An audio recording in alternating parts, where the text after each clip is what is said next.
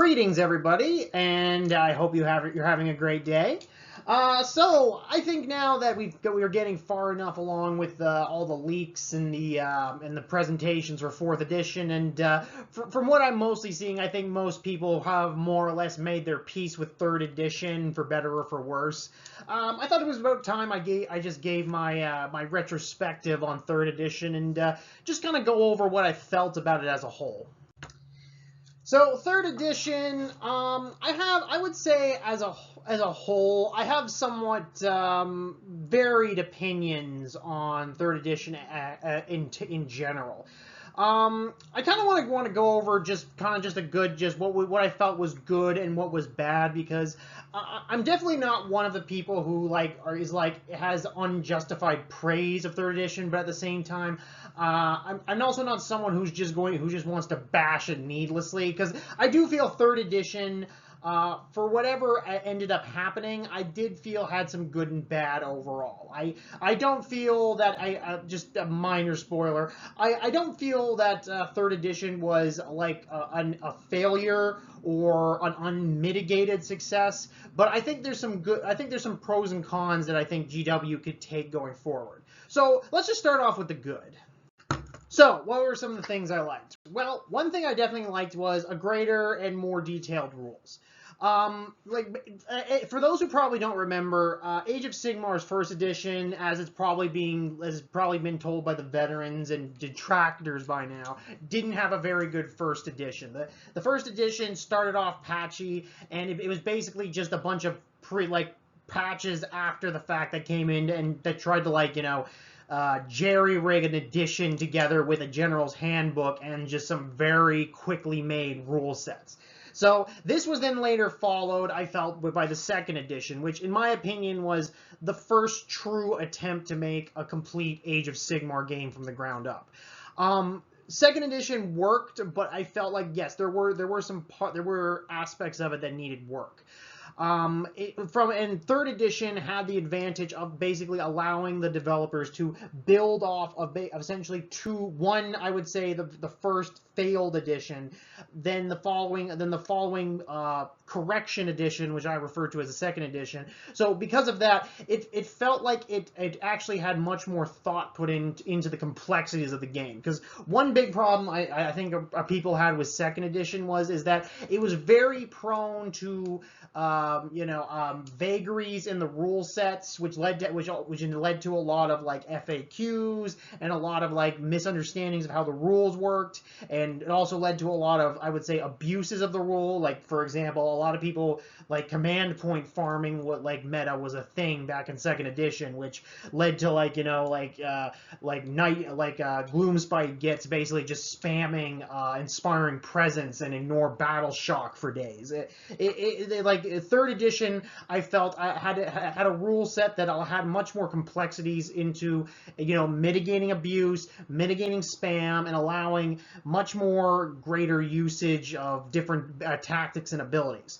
Honestly, because just to reiterate as a perfect example, if you actually got the core rulebook, I swear, if you read through the rules, half the rules are literally just clarifications on the rules itself. When people see the core rulebook, they say, "Oh, well, this book is so huge. I thought the rules were supposed to be light." Well, technically they were light. It's just the book was just filled with so many clarifications of what if scenarios. Okay, well, what if you move, but this unit moves this way up within an inch of my hero? What happens then? It even had a whole page going into the complexities of garrisons and how getting in and out of a garrison would work in the context of the rules. They just had so many what ifs in there. Now, obviously, it still ended up needing a lot of FAQs, but compared to what we got in the 2nd and 1st edition, especially, it was a major step in the right direction, and I really appreciated them doing that. And I also felt like it was also the beginning of a moving away of unique abilities, and towards more the idea of the core rule book being, the core rules being the most relevant. For example, some people pointed out there was instead of war scroll battalions that each had a unique ability. Every army had one, and they were difficult to balance, etc. Well, instead we got replaced with our battalions in the third edition, which just used standardized abilities from the core rulebook.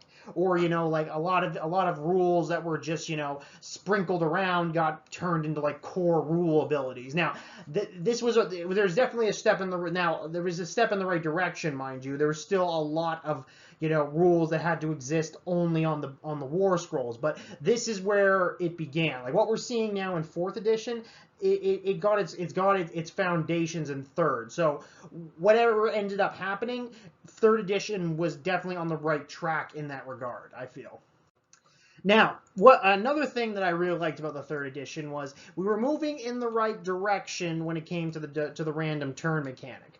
Now, as again has been said for infinity now, the random turn mechanic is probably the most controversial aspects of Age of Sigmar, and again, to this day I doubt we're ever going to get a middle ground on it. Well, at least a middle ground that pleases everyone. But I feel especially in comparison to second edition and especially first edition, third edition was moving in the right direction of trying to balance the random turn mechanic. Second edition, I felt really didn't really have what it did. Really didn't move enough from what the cluster craziness of first edition to address the random turn. Like the random turn in second edition, I think people forget. As much as people still say third edition's random turn unbalanced the game, well, I'd say it was nothing compared to second edition. Second edition was a lot more of a coin flip than third edition ever was. I can remember second edition where you just got, okay, well you got one whole turn of Karajan Overlord shooting you in the face, and then go again with the random turn, and then just wipe you off the board. It's one of the reasons why Karajan Overlords felt so OP, especially towards the tail end of second edition. There was almost no way to mitigate it. Third edition, however, made attempts to properly try to balance the random turn mechanic, and by that I mean is give people ways to mitigate it more than they had before. Now I'm going to go more into this later on whether or not they succeeded, but just to give some examples, one of the big things they did was more universal commands. Even if if it's not your turn, there's still things you can do. You can all out attack, you could all out defense, you could rally in any hero phase, you can redeploy if people moved within range of you. You could really tell that the designers were starting to think, okay, well, if someone does go twice, what can the player do in their opponent's turn to deal with it? And I know this is why they thought that, because that was one of the big things in the advertisement back when third edition first dropped was, okay, well, how, what is there things you can do in your opponent's turn so you're not just sitting around for 2 whole turns doing nothing. And I feel like that the commands were definitely a step in the right direction in that regard. It gave people things to do. It gave them more tactical flexibility. A good rally here or there was life-saving in a lot of regards. And on top of that, they also did other things too. So, for example, especially with the first General's Handbook, the idea that whoever takes the second turn, who goes second in a battle round, had much more control over the game scenario. Like, for example, in the first General's Handbook, the person going second could remove an objective from the table. It just gave people more incentive to want to go second, or if you have to go second, you had more stuff to do. I'm going to get back. I'm going to cover this point again in regards to if this really succeeded. But regardless if it did or not, if you feel that way, I do feel that third edition really laid the foundations for where fourth edition is doing right now, in that they really started to go in the right direction of dealing with the random turn mechanic. Now, narratively speaking, the era of the Beast which was well, I guess it's technically the current. We're not actually in fourth edition yet, but I feel like that they would really had some good narrative thoroughfares over the edition's length. Like, well, for one, I love that Destruction finally got its time in the heyday, because one of the big things I feel that with fantasy in general, it really has a problem. Actually, no, not even just Warhammer Fantasy Age of Sigmar, or this has to do with like basically all their properties, 40k included, in that even though they try to throw different types of adversarial forces into the narrative, it always kind of doubles around where just chaos automatically just takes the spot as the big bad. And one thing I really liked about what Age of Sigmar was doing the last couple editions is give the non-chaos factions a time in the shine. Because if you really think about it, it's actually been quite some time since chaos took the helm as the number one antagonistic force for the edition. Because remember, in second edition, it was the Soul Wars. That death was the main antagonistic force. And then now destruction is. They finally got their time in the shine after basically having, like, all of two whole editions basically just being, the token bad guy for a side mission. So that I really like, because it really helps flesh out the forces of destruction and Gorka Morka a lot more, and even gave them a new centerpiece god figure in Kragnos. And top of that too, I also like that this edition narratively finally saw some fleshing out of some sorely needed armies. Like, for example, like the City of Sigmar, the Flesh Eater Courts. Say armies that even though it kind of pains me to mention it, the Beasts of Chaos, even they got a much bigger attention and focus than they ever did prior to the era of the Beast. That I really did appreciate. In addition to this here, it finally had, I would say probably since the very beginning of Age of Sigmar, it had also Grand Alliance Order on the defensive for a change. Because here's the thing, I haven't found, like, after the Realmgate War saga that opened up Age of Sigmar, there really wasn't a lot of focus on the forces of order taking the fight to the enemies to retake the realms. Because so basically what happened is the Stormcast Eternals returned, they took a bunch of beachheads, then the narrative shifted to establishing settlements, and then from then on in, it was basically just turned into every other Grand Alliance beelining towards Order's bastions and just trying to pummel them into oblivion, and the forces of order just standing there and taking it. Like, just there was no real sense that they were actually retaking the realms. It kind of felt more like, okay, they were just held up in like these fortresses and they were just trying to stay alive the whole time, which, okay, I admit is technically true, but from a narrative perspective, you want to have some kind of feeling of forward momentum, like things are actually happening. Like, and for too long, well, actually no, two whole editions, it kind of just felt like things were stagnating. It's just like, okay, Order founds a city, Order stays in the city gets attacked, the city survives or it dies. If it survives, it just stays there doing nothing. If it dies, a few survivors get away, and a new city's founded like 100 miles away. Repeats ad infinitum. It was just that all along. So the narrative of the era of the Beast, of Order going on these Dawnbringer crusades, like taking the fight to the enemy, retaking lands. It just feels like after like 3 whole editions, like finally we're getting some forward momentum in this war to retake the realms. Like, like I say, like, it's supposed to be the Age of Sigmar, but Sigmar, you're not really doing much. Come on, buddy, we need you to pick up the pace a little here. Apparently you only took back like 10% of the realms. Like, come on, get that at least to 20. Come on. Anyway, that I did appreciate.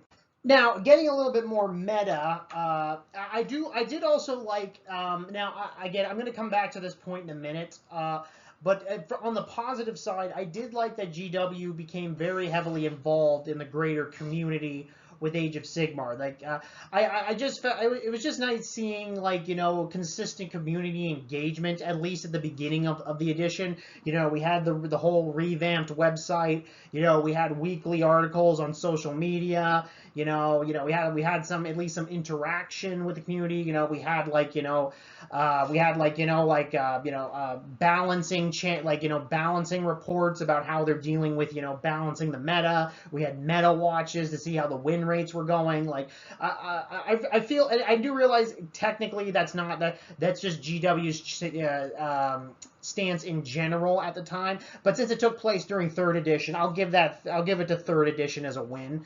And I do feel that the attempts that GW made to keep the game fresh, with much more frequent updates to the General's Handbook, I do think I do feel that at least the idea of it, I think it was a good thing, because you obviously, yes, you can't just let the game just stagnate over too many years, because then people lose interest. You gotta mix things up to keep community engaged, and to give something for new players to chew on right away. But I'm gonna come back to this one later, because I feel that ended up kind of being a bit of a double-edged sword. But on the positive side, I do like the idea of community engagement from GW's part that I really did see a lot during 3rd edition.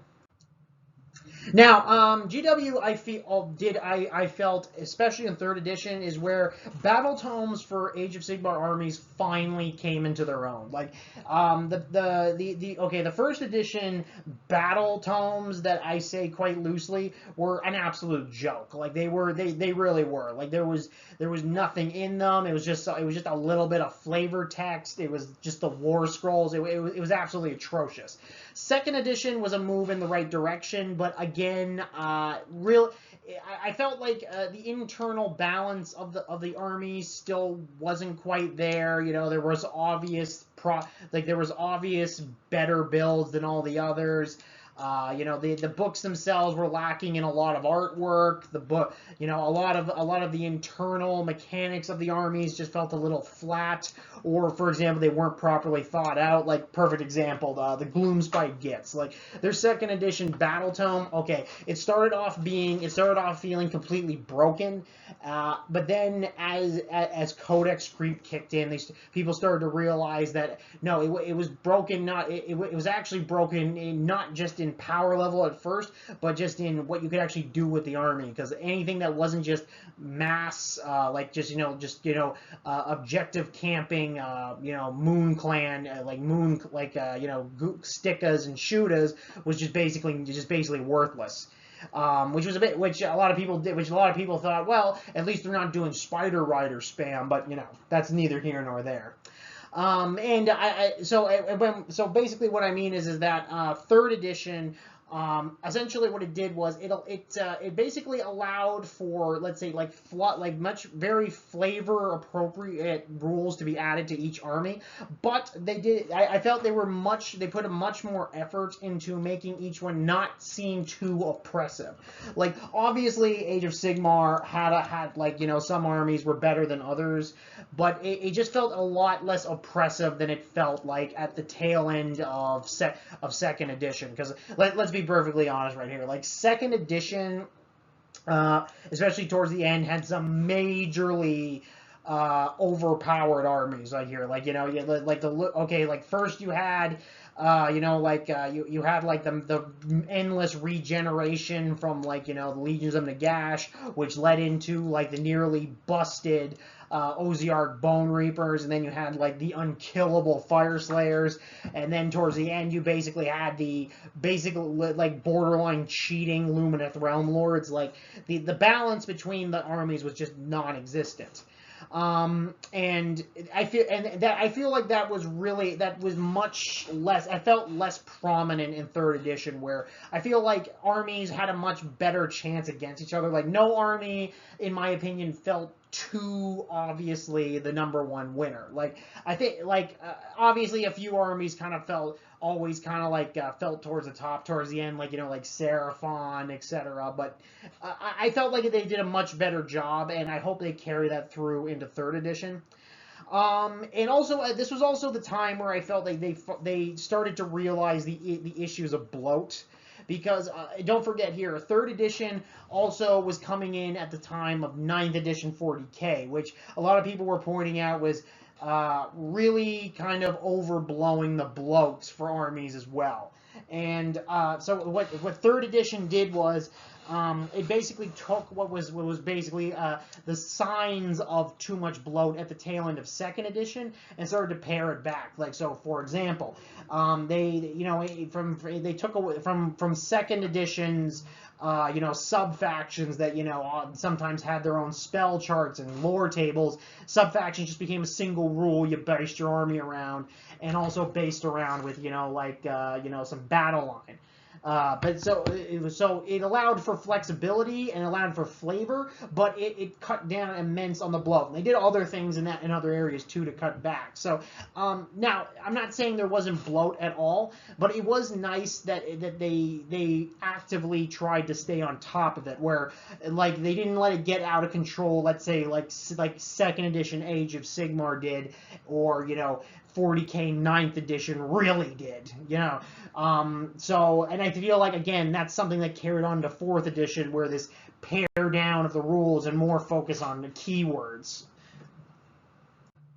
And another thing, honestly, if I really also had to sum up something that I've kind of been implying with basically all these other good points, is that 3rd edition, I feel, for the rule set that they were going for, I just really feel that 3rd edition really just did a good job building about what worked in the previous 2 editions and jettisoning some of the stuff that did.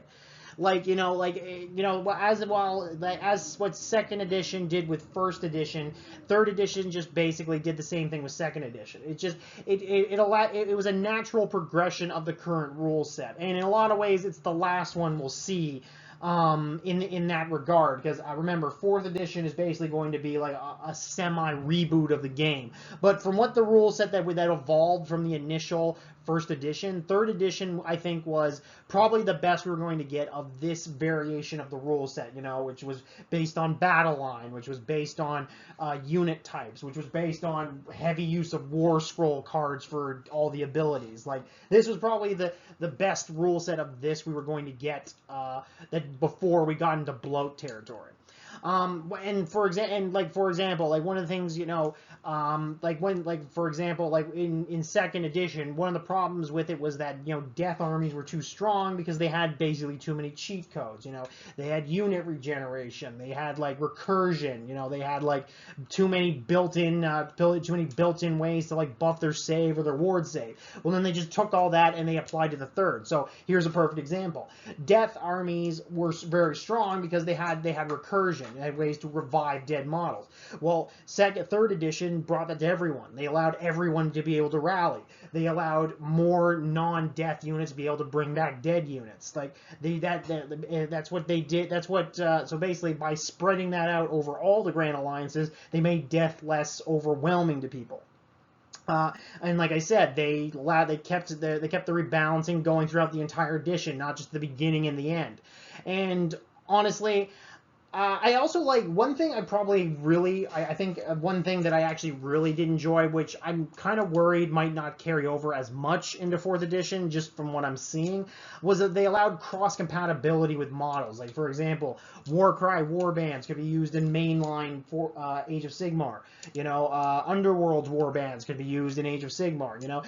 I just liked being able to cross-pollinate between game settings. It just allowed for, people to, if they really liked a unit, they could just use it wherever they wanted. I think that was a good innovation that I honestly think if I really had to pick one of the top in the top 5 innovations, that's one I would put way easily in the top 5. Okay, all right. Now, what could have been better? Well, okay, well, let's be honest here. Even though I did say I liked the narrative development of the 3rd edition. I liked the trajectory. I liked the initial trajectory of what they were going with the narrative. But overall, I would say the Era of the Beast did not go particularly smooth, and it had some definite hiccups. Like, one of the biggest problems I had with it is just it lacked the narrative progression of previous editions. Like, okay, well, for example, for all its flaws, a 1st edition did have a legitimate narrative progression. It had the opening segment of the Realm Gate Wars. It had the idea of, civilization coming back and after a long dark age. It had like cities being built, all that good stuff. Then the second edition came with the Soul Wars, and it had like, okay, well now death is ascended. Nagash is trying to conquer the realms. It had like, battle. It had like, mid edition, books that covered like different campaigns. Like the Siege of Lethis. It had the assault on the 8 points by Catacross. Like it had a constant sense of stuff happening. You started with the initial Necroquake. You moved into the incidents with the Storm Vault chambers. You then moved into the Wrath of the Everchosen with the Siege of the 8 points, and then that naturally went into Broken Realms. Era of the Beast did not have any of that. Like we had the initial opening of everything with like the establishment. Okay, there's Dawnbringer Sades going out. Okay, great, but outside of just a few Black Library novels, it just didn't really feel that way during the actual edition. Besides, I guess you could say, that Thondia book that came out, there was no real overall view of what was going on in the realms outside of battle tome snippets. There was no real narrative progression of what the heck's going on. And like basically, like, to put it in perspective, like 90% of like what the stuff that actually happened in the age happened way at the end of the edition with the Dawnbringer books. Like, the Dawnbringer books had so much narrative progression, but it was way at the end. Like, it would basically be like, okay, if Soul Wars came out, you cut out everything that happened between the beginning of the Soul Wars and Broken Realms. That's basically what the Era of the Beast was. Like, almost nothing actually happened during the actual edition's narrative. Like, for example, like, there's supposed to be this big thing with Kragnos returning and, whipping the forces of destruction into a frizzy, but then we had years of nothing. Like, seriously, like, Kragnos was, like, he did nothing. Like, after coming back, we barely even hear about him until Dawnbringers, like, 3 years later. Gordrak, the fist of Gork, like the avatar of Gorkamorka, like he legitimately almost did nothing. Like, all he really did was, you got some snippets of him invading the 8 points, which we never even saw. Like, honestly, Broad did more than he did during all this. And and also that was also a nice thing. Broad coming back was nice, but again, he didn't really do anything until Dawnbringers. Like, it's like they took, and the problem with that is also, I kind of feel it made Dawnbringers too back heavy. Like, Dawnbringers just felt so bloated because they had to fit. Just felt like they were taking all the narrative progression that should have been spread over the third edition's narrative, and they just shoved it into one giant book series. Like what happened here? Like, we lost like 2, 3, 4 cities. We lost, like, I don't know, at least half a dozen named characters, all the way back in, like, first edition. We had, like, a chamber open up. We had the realms get attacked mass. And let's not forget that the whole whatever happened with Kragnos ending on a cliffhanger. Like, what even was that? Like, no.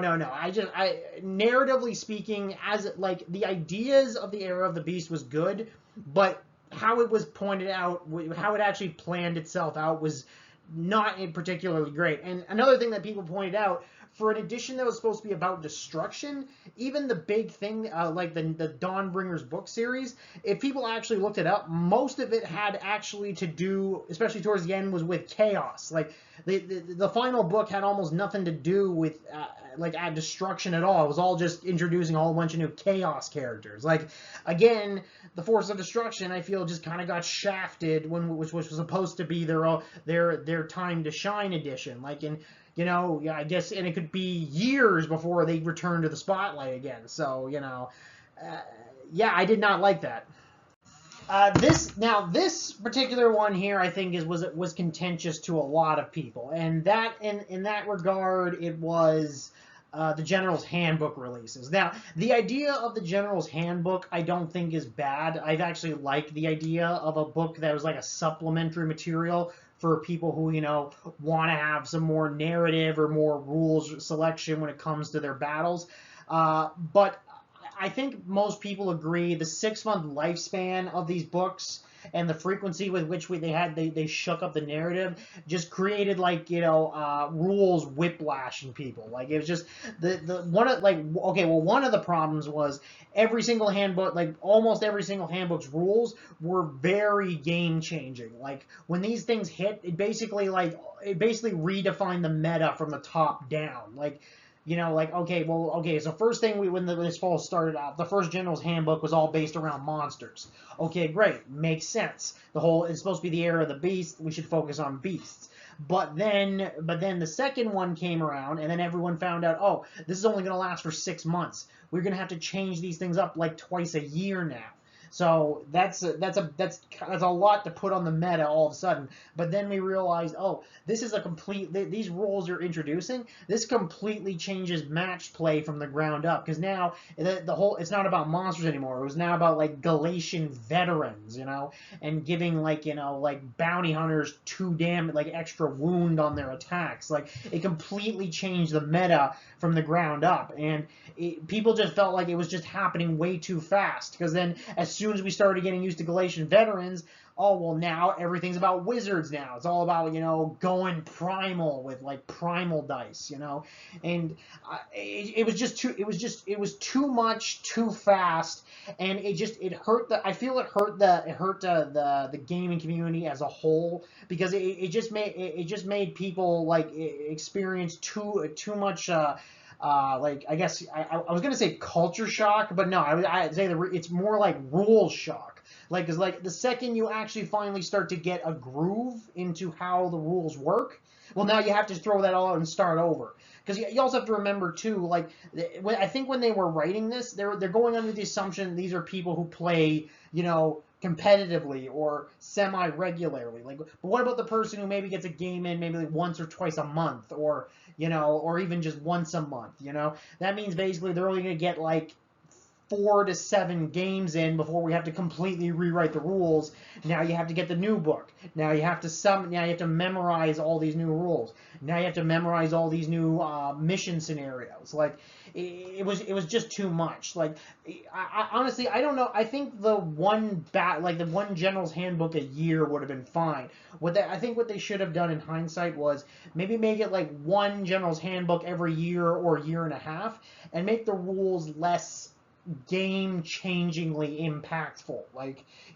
For example, I think to this day the worst General's Handbook of this edition was the second one, because I personally, I know some people liked it. I did not like Galatian veterans. It just made, in my opinion, it turned the game that was supposed to be about beasts and monsters. It just basically turned it into cavalry spam, because as people pointed out, because they could be bounty hunters, but they weren't Galatian veterans. So basically, it gave all cavalry 1+ wound on all their attacks, and they couldn't get it done against them. So it just turned into the all cavalry party. I did not like that. I don't really felt cavalry should have been the theme for the era of the beasts. And then we moved into wizards, which were all about primal dice, which, by the way, I don't really actually think many people actually liked. Like, they just felt it was just one more rule to remember on an edition that was, especially towards the end, becoming more and more bloated. I don't need to memorize a whole new magic system when I try to remember the one that already exists, So, yeah, no, that was unfortunate. So now that getting back to this finally, even though I said there were definitely some mechanics that worked in 3rd edition, there were also a lot of mechanics that didn't. Alas, the biggest one I feel was battle tactics. They just couldn't make especially army-specific battle tactics work. It was just, they couldn't balance it. Some armies had far too easy battle tactics to get off, as people jokingly said, okay, my battle tactic, my battle line doesn't move this turn. Great, 3 whole points. And yeah, and then the grand strategies that were added on top of that, they were just laughably unbalanced. Like, some armies could barely get them off, even with a double turn, and some armies just basically had to just show up and win. So honestly, that I'm actually kind of glad. I think they got rid of. And also another big problem I had was save stacking. Now, one big thing with the thing we have to remember is with Mystic Shield. Like Mystic Shield, I think now with 4th edition, the additional change up, it's a spell that I think has changed every single edition of Age of Sigmar. So it went from so I think it started off with +1 save, and then in 2nd edition it was just re-rolling ones. And then they decided just to get rid of re-rolls in general, like re-rolling ones, and then it was back to just +1 save. But the problem with that was 3rd edition was basically the age of save stacking. Like it was just so, you know, you had Mystic Shield, you had All Out Defense, you had you know, you had like Finest Hour, you had like a dozen other ways to buff, you know, to like unit abilities and spells that could also buff save stacking. It just made, you know, so easy to get almost like a 1-up save for your basic infantry. Like this in and of itself would have been fine, except the problem is the save stacking inevitably led to the, you know, like the better gun to beat the better armor scenario. So when save stacking started becoming more prevalent, it led to rend in general going up. Like by the end of the edition, like you know, rend, you basically couldn't even do damage unless you had some way to get to like rend 2 minimum. And that was a really bad thing because inevitably, you know, you can't, well, for like I said, you can't give a free guild, you know, guardsman, you know, +3 rend. So what do you do? Well, what you do is you start giving everyone mortal wounds. So this kind of led to the domino effect. Okay, well, save stacking was everywhere, which led to higher rend, which led to more ways to save stack, so eventually led to mortal wounds just bypassing them completely. And this, towards the end, the mortal wounds system in 3rd edition was, in my opinion, out of control, just absolutely out of control. Like just everyone, their grandmother, their cat, and their cat's kittens basically had some way to dish out mortal wounds. Like it got to the point where I think some people were actually saying that like saves don't even matter anymore. And you know what? I actually started to believe them because there was just so many ways for some armies to spam mortal wounds. It just meant that armor just became irrelevant after a while. Like in my opinion, like shooting mortal wounds, in my opinion, was what broke the camel's back in a lot of cases. Like it was one of the reasons why Stormcast did so bad, especially towards the end, because their whole shtick was they have such thick armor. But what does it matter? Everyone can dish out mortal wounds. Your guys are going down left and right, you know? Like, and because of that, ward saves became the big thing. But you know, you can't. Not a lot of armies had access to ward saves, so you were just in trouble. And this was really bad. So, and the truth is, GW realized this mistake too, because I noticed, especially towards the end, they started finding ways to try and mitigate the mortal wound output. Like, I think the most famous example was with Nighthaunt.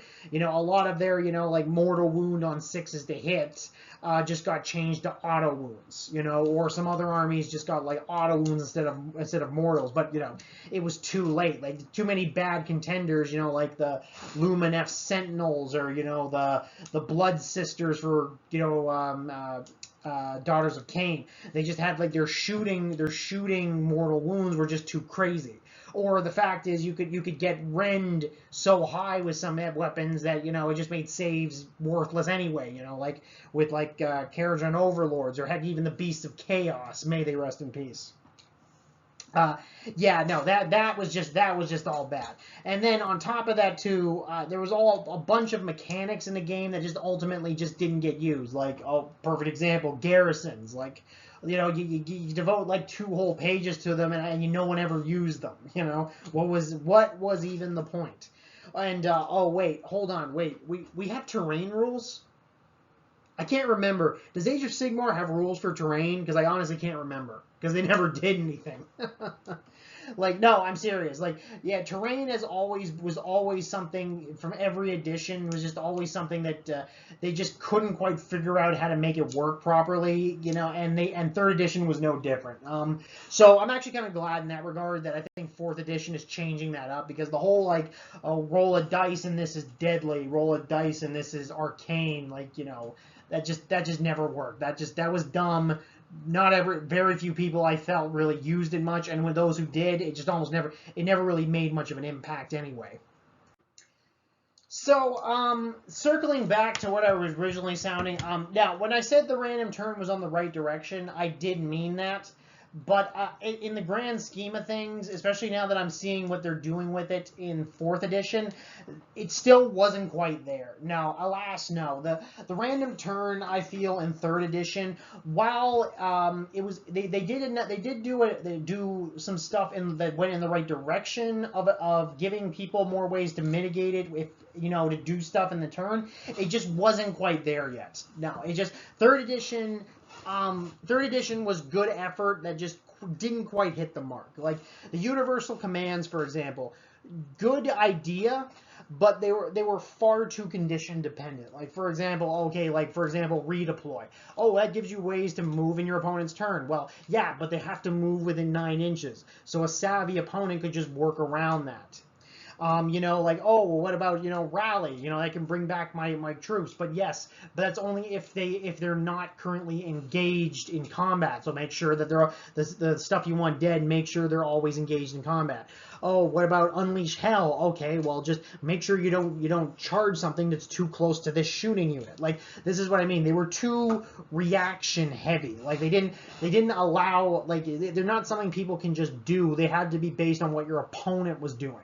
And the problem with that is that it left it vulnerable to your opponent gaming the system. And if your opponent can game the system, you're right back to square one. You can't. You're just waiting out your turn with nothing you can do. And just besides maybe just throwing like an all-out defense somewhere, but that's not really going to help you. Again, even though yes, some missions did give you the incentive to not take the double turn. They didn't, a lot of times, okay, well, one, it often wasn't enough. Like, like just removing an objective somewhere isn't always enough to be consistently good at mitigating the double turn. And also on top of that, they ended up being seasonal dependent. Like, so for example, that first one from the first General's Handbook that I thought was really good was, okay, yeah, remove an objective from the battlefield. That was good. But then we found out that was only that General's Handbook, once that got removed, it was replaced with other stuff, and they didn't always help with the random turn mechanic mitigation. So again, we were basically back to square one with every new General's Handbook, they did have missions that revolved around going second in the double turn, but ultimately I just felt it was never quite enough.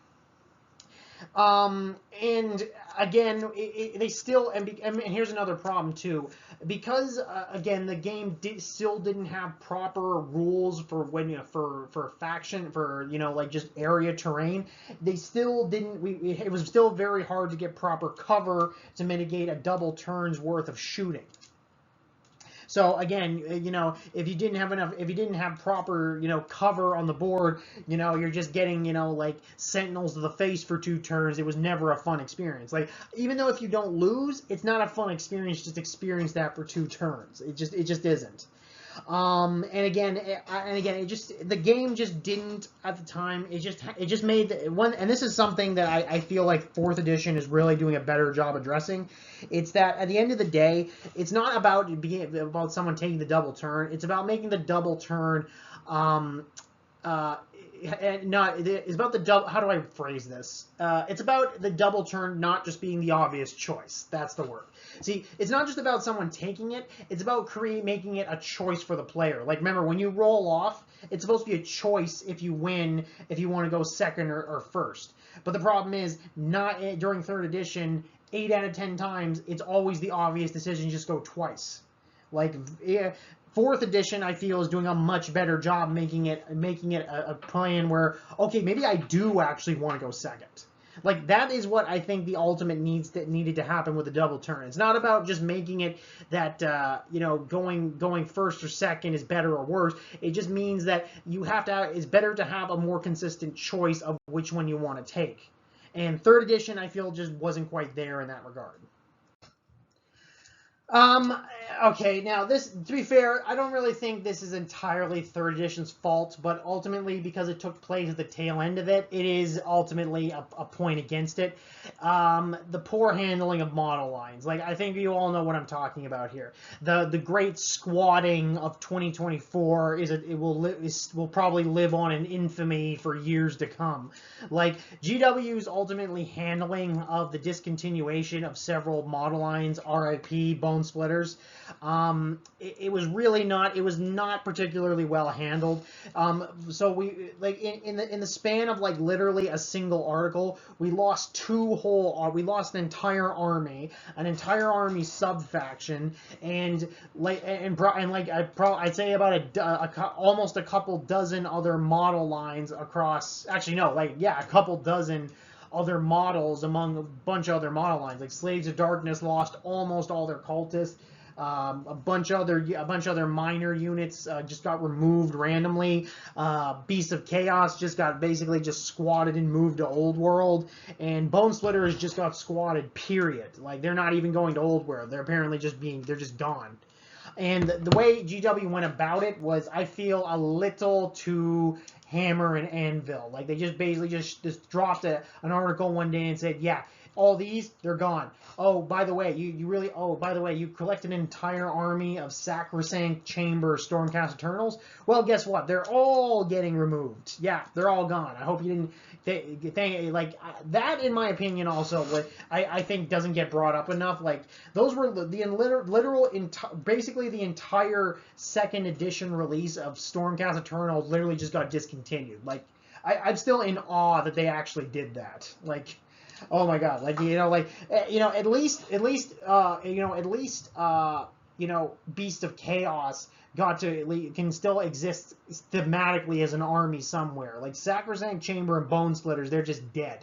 And also on top of that too, one of the big problems with the cultist unit that got removed out of Slaves of Darkness, it's not entirely, they didn't even really make it entirely clear if they're also being removed from Warcry. Like, yes, we know they're being removed from mainline Age of Sigmar, but are they gone from Warcry as well? Because Warcry already has a whole bunch of new war bands that it's kind of ambiguous if it needs them anymore. So, again, these were a bunch of ambiguities, and they still haven't answered a lot of them. So they need to do better in the future to allay these concerns, because right now all people have to talk to are like the social media groups, and all they can really say is we'll know more when they tell us. So that's kind of just that's nothing. Like, I'm just saying, GW, if you're moving, I get you want to stop model bloat before it gets too bad, but there's better ways of going about it than just literally just announcing one day, okay, yeah, do you have these models? Yes. Okay, they're gone. What do you mean they're gone? They're just gone. You can't use them anymore. They're going to get phased out. You can use them for a year with these indexes, but then they're gone. Oh, crap. Yeah, that is not a good way to handle it. Like, I feel like I don't feel personally that this is necessarily how they wanted to go about it. There's a lot of implications going around that there's some restructuring, like, strategy wise going on behind the scenes at GW. Like, as a lot of people have been pointing out.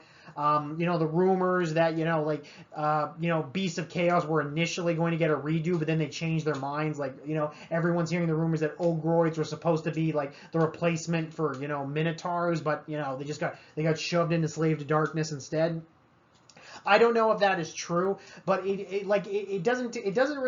not much of a stretch to see that definitely Age of Sigmar 3rd edition, model wise, narrative wise, release wise, it definitely screams that it went through development changes behind the scenes, and it ultimately affected the player base more than it should have. Now, so ultimately, even though, okay, that I get, maybe I top heavy some of the negatives of third edition, did I ultimately hate the edition? No, I did not. I still, like, out of all the many, many flaws that third edition ultimately accumulated over its 3 years of life, I still think overall it was ultimately well balanced. It was still fun even up to the end, and I still feel You know, the mass squatting aside, I think they did a pretty good job adding to the game in useful ways. I do feel though that ultimately, I think that the rule set that they were going with, that they built on from first edition, I think I understand now why they're changing it up in fourth edition coming up, because I feel that Warhammer, Age of Sigmar, as it was building off from its first edition, the first edition of Age of Sigmar had some inherent flaws in the game design. And by the way, I'm not talking about the double turn. By the way, that is here nor there. I just feel that in terms of how the army's constructed, how the movement mechanics are all working. It had some initial issues that basically just got transferred over into second edition, which then also kind of got transferred over into third edition. It's just each edition just had ways of patching it over and making it less of an issue for the player.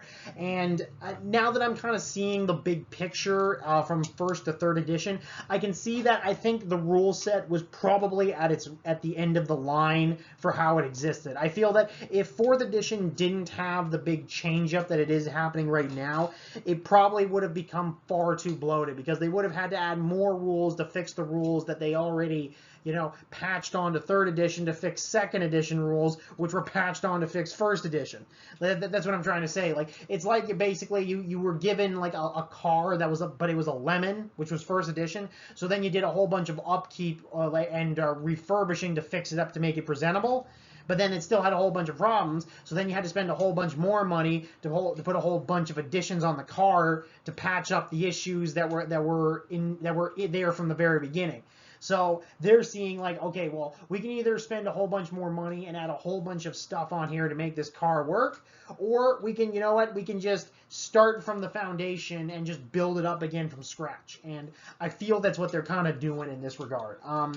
Third edition, like I said, while I do think while it ultimately was balanced over the most part and it was fun, some of its inherent flaws, I think, we're kind of holding it back a little. There was just too many things about it that was just a little too off-putting to too many people, because, like I said, they just weren't quite there with mitigating the double turn in some ways. They weren't quite there with it's just the over-reliance on army battle tactics. They weren't quite there with working out, how balancing shooting in the game, where for the longest time shooting, even to the bitter end, Age of Sigmar, based on the first edition rule set, just couldn't figure out a way to make shooting properly balanced in a lot of cases. Mass shooting just always was the right thing. If it wasn't Sentinels, it was Blissbarb Archers. If it wasn't Blissbarb Archers, it was Karajan Overlords and their boats floating around the table shooting people off the board. If it wasn't them, it was Bow Snakes. And on top of that, and again, on top of that too, part of the problem also, getting back to the double turn also, it also made things like that relied on speed, like cavalry, way too OP in a lot of cases. For example, if you bring all cavalry, you run across the board, take a bunch of objectives, go again, do it all over again. Again, there just wasn't enough interaction to mitigate the double turn the way they wanted to. And in that regard, I will say, even though in that regard, I still feel the rule set was not, again, even though with all those flaws, the rule set still managed to be balanced. It still managed to be impactful and flavorful. They managed to, give the army battle tomes a lot more thematic, thematically appropriate rule set, but still being balanced and often competitive.